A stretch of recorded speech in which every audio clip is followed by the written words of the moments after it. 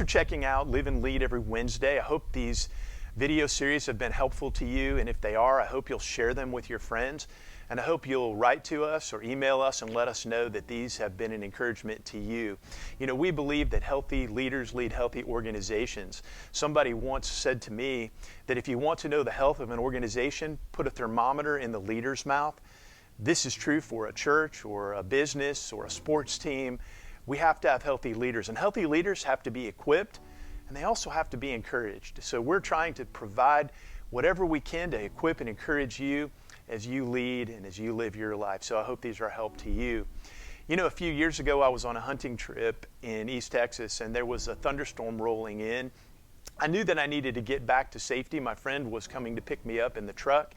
I was walking across a pasture, and the storm was getting closer, and the rain started to come down. And there was a metal cattle feeder with a metal roof that was in the middle of that field. Not the best place to be in a lightning storm, but I thought to myself, hey, if I'm going to die, at least I'll be dry. And so I went and sat in that cattle feeder as I could see my friend coming from a distance. And as he was approaching the cattle feeder, he did the unthinkable. He went past me. Now later I learned that the windows of the truck had fogged up due to the temperature change. He didn't see me, and I thought that he did. I will tell you that day I ran the fastest 40-yard dash any human being could run as I ran behind that truck to try to jump into the back to get out of that thunderstorm. It was not a fun experience. I'll never forget the fear that I had of being struck by lightning in that terrible storm. You know, as leaders, if there's one thing that really troubles us and brings anxiety and fear to us, at least it does for me, and that is to feel isolated and alone. Sometimes it might be you feel underappreciated. Other times it might just feel like, as a Christian, that God has abandoned you and you don't understand why.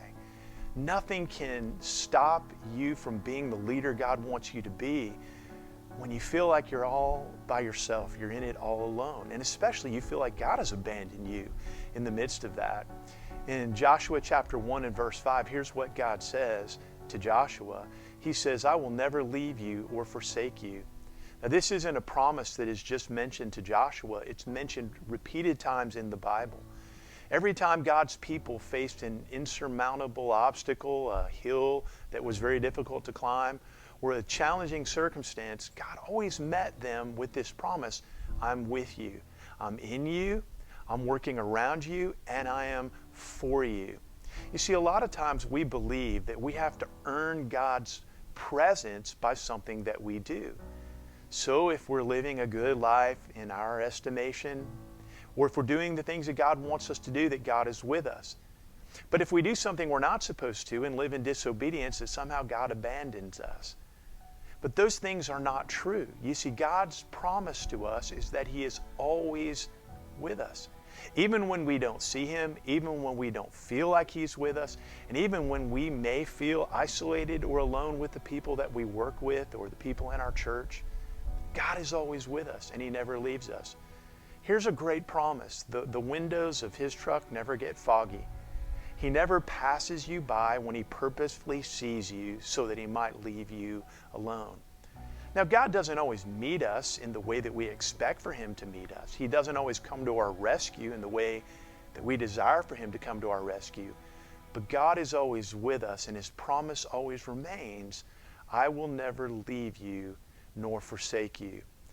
So whatever it is you're facing, whatever obstacle you're trying to cross, whatever hill you're trying to climb, you might feel you are alone.